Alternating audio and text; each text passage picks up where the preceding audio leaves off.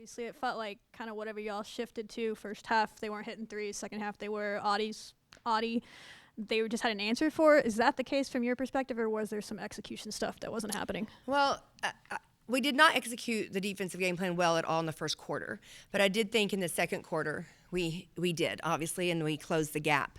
When we came back out, I just asked them this, like, our intention was to never send two to Audie necessarily, unless we thought we could play off of somebody, because we're going to trade twos instead of threes, right? Like, we don't want to get beat off the three ball. They hit 6 threes in the second half, and it was never because we were sending help. Like, that's a problem because we weren't supposed to be sending help, and we didn't send help. So how are they getting threes off, right? And so they had answers because they had kids step up and make shots, when we weren't defending them or paying attention, or we had a defensive lapse. So that's more what you feel like it was, because, Audie had 33, but she does that to everybody. It was their whole team almost scored in Correct. this. Exactly. So, yeah, that's what we just said. It looks like there wasn't a defensive game plan because everybody got their averages and Audie got even more. But to be fair and to be honest, there was a defensive game plan, and we didn't execute it at all. And when we did make them miss, we didn't rebound the basketball. They certainly remember that last year when we played them, they didn't make a three against us. And we didn't have the offensive power last year to be able to beat Audie going by twos, right? But I felt like we did this year. And I just asked them, do you think that if is 70 points enough offensively? And I wasn't pleased with our offense, but is 70 points enough offensively to beat them? And I think it's yes, but not when you give up 84. Like, you can't give up 84, but we gave up 84 because we didn't execute for 40 minutes the way that we should have. You mentioned the rebounding. That's been a theme in some of the losses. I think like 7 of 9 of their players had an offensive rebound. Like, what is that has to kind of break through for that to be more consistent? Well, obviously, if you miss a short one, especially against Crook, she's probably going to get her own offensive rebound if she misses it short, because it's real hard to obviously get her out of the lane. And but at the end of the day, I feel like every time the ball goes up, everybody's got to put a body on somebody. And to be honest, I've said this before too, rebounding is an effort thing, and it's the pursuit of the basketball and just wanting to go get it more. So I didn't feel like our kids competed to the level that we needed to compete at to win this basketball game. At some point you have to just decide that if somebody's leaving me open, I'm going to knock it down. If somebody's taking me to the basket, I'm going to make sure they don't do it 2 times in a row. There's some personal pride there that has to come about at some point. And, I want our kids to realize, the sky's not falling. We still have a lot of basketball to play. We got to learn from this game. But, at the end of the day, I really want them to have more about them in a high-stakes game and to compete at a really high level. And this game, somewhat similar to BYU, and some of those chances that felt like y'all were on a run, or y'all had a chance to cut it within 2 or 3, miss a layup, miss a free throw, and then all of a sudden it's 10 points. How do you kind of get them to realize that is where these games get away from them? Yeah, you just can't do that against good teams, right? Layups, free throws, even wide open threes. That's a mental thing, in my opinion. That's a mental thing of just making sure that that you're taking advantage of those opportunities. I think in the past, we've almost had to play perfect at times to win basketball games. So when we did get a layup, when we did get a free throw, we have to make those to be able to even stay in the game. And I don't think we had to play perfect to beat Iowa State, but you can't leave points on the board on the free throw line, number one, because it puts us in our press. And so then we can't get in our press if we're missing free throws.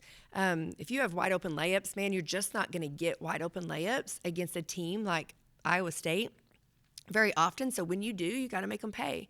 And the same thing with shooting the basketball. I get that you're not always going to shoot it well, but it seems like they did when they had their offensive looks, so we got to have people that want to step up and do that, and we will. Our kids are learning a hard lesson right now, and we're seeing what we're made of, but the good thing is that we get to play again in 3 days and against a really good basketball team, and we have a chance to correct it. Coach, considering how well y'all played against Utah, was tonight surprising in any aspect? Well, I think I think that we really followed our game plan really well against Utah, and I think we jumped on them early and were able to separate a little bit. I didn't feel like we jumped on Iowa State early tonight, and so a little disappointing that we didn't come out of the gates firing on all cylinders, because I do feel like our kids can do that. If I knew what it was, obviously I would absolutely correct it, and we'll keep looking for that answer. What is the general mood around the team right now? Just, having a big win, but then, falling short tonight. Yeah. I mean, they were in great spirits the past couple of days, obviously. When they turned it around, they got that. But I said in the press conference yesterday or whenever it was that, it's not a vaccination that's cured when you get through adversity. You're going to get it again. And we said we're going to be in it again here. Our kids are disappointed. I mean, the mood is that they're disappointed. They would like to have some situations back tonight where they could finish better or defend better or whatever that looks like. But, I mean, again, we're in a really good spot. There's a lot of upsets in this league, and whether this is an upset or not, like there's a lot of games that are going either direction, and it's such a hard league, and you have to step up and play every single night, and so we don't have time to cry over spilled milk. We got to figure it out and get ready to go on Sunday. Yeah, like you said, another tough test coming up this weekend. When you have a team like that coming in after a result like this, just how do you sort of get them going? Yeah, I mean, you just got to go right at it. We can't get too high and we can't get too low. Like, that's the game of basketball, that's sports in general. But like when you're going through the Big 12, like we cannot hang our heads tonight and pout about it, because if that happens, we will get run out of the gym on Sunday. So we got to see what we're made of. We got to tell our kids, we got to challenge our kids to be better. We got to challenge our coaches to be better. I want to challenge myself to be better, and that we got to find a way to bounce back and compete. And it's not about wins and losses for me. It really isn't. It's not about like, hey, did we figure it out and we play, we won the game, and so we must have figured it out. No, it's about how you play the game. Like, did you leave it all out on the floor? Did you execute the very best that you could in what we prepared for the game plan? Did you compete at a high level? If you've done all those things and you still come up short, there's still some victories in that. And I'm not saying moral victories, all that stuff. Like, I'm just saying, like, that's why you play the game of basketball. That's why you have 32 games on your schedule, is that every night you have to show up and you have to put it together and you have to compete at a high level to be able to win. And there's nothing wrong with what's happening in our locker room. Our locker room is fine. We can't think the sky is falling after this game. I understand that we've lost our last 2 home games. I get that. That's not ideal in any form or fashion. But we got a lot of basketball games to still play. And we're right in the thick of things. So we got to find a way to come in and get after TCU on Sunday. It seemed like Sydney was able to create some sparks multiple times tonight. What is just your overall thoughts on her performance? Yeah, the last couple of games, I've told Sydney that now that she's back and she's getting in the flow of things, that we really need her to be a scoring point guard. I mean, obviously she can facilitate, but we need to be different, right? We need her to be a scoring point guard, and she's just looking for her shots. I thought that she did a great job of trying to give us a spark. I thought she handled the ball really well. Love her stat line. But I can tell you right now, like, that doesn't mean anything to her because we didn't get the win. And then in a game like this, we also got to see Mimi a lot more than we normally do. Just what does it mean to have a bench that's that deep? Yeah. Well, I'm super proud of Mimi because, I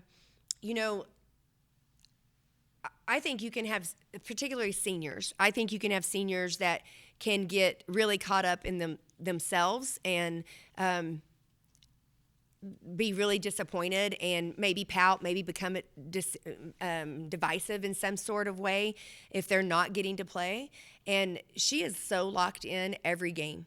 And she tells me all the time, she's like, Coach, I'm ready for when I get my 2 minutes. When I get my 2 minutes, I'm ready. You know, whether that's up 30, down 30, whatever. We told her going into this game, you're gonna have to play, and we want you to play within yourself and give us all you can. So I was super proud of her for waiting for her moment and for her to be able to play those minutes and you know, to be able to stand her ground against obviously one of the best players not only in the league but in the nation. I was really proud of her effort.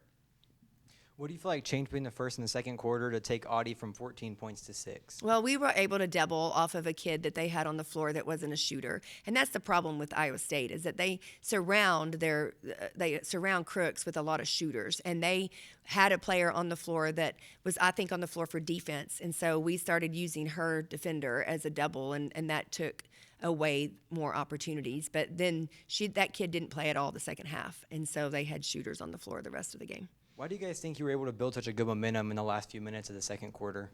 Because we were taking away those opportunities. So, you know, when you get stops, it fuels your offense, it fuels your energy.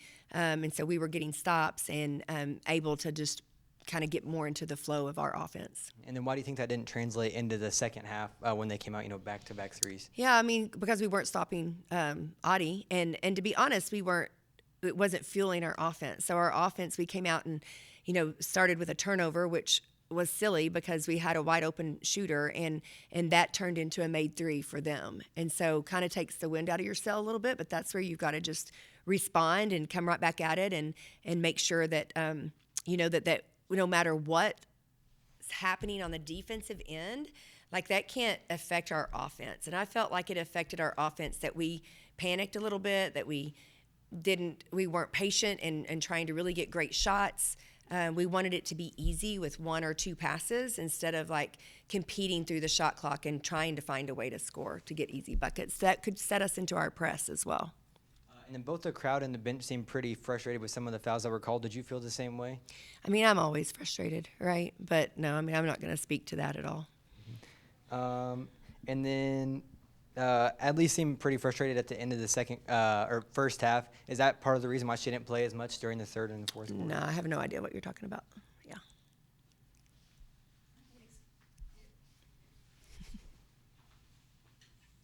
Coach, Hema played, I think it was 11 minutes tonight. Believe that's a season low. Was that just the matchup or what went into that decision? Yeah, you know, her man was clogging up the paint. You know, they were playing off of her quite a bit. And so we went with Sid to try to give us more of an offensive threat so that it could open the lane up a little bit more for us. And then Sid was getting it done, right? I thought she was doing a really good job. And it's hard for us to play both of them at the same time, because it makes us really small defensively. But there's no other reason than I just felt like Sid was giving us a better offensive look. And just on the press, obviously that's something y'all kind of live on. Do you think it was because you couldn't get it set up? Coach Finley said they changed some of their press break between West Virginia and now. Just what do you see from that? Yeah, we didn't execute our press well at all. I mean, we just actually that's what just took me so long in the locker room is just talking about how can you get them to speed up? How can we get them to not walk it down? And we made some adjustments at times. Our kids followed the adjustments, but they didn't. It took us too long to do that. And you know, we've got to figure out a way to turn them over in the backcourt because you can't get in a half-court game with Iowa State, and that's what it turned into. I mean, I think they had 75 possessions and only 10 turnovers, so that can't happen. Like, we've got to turn them over more for us to be able to defend them and then obviously score more points. All right, thank you guys.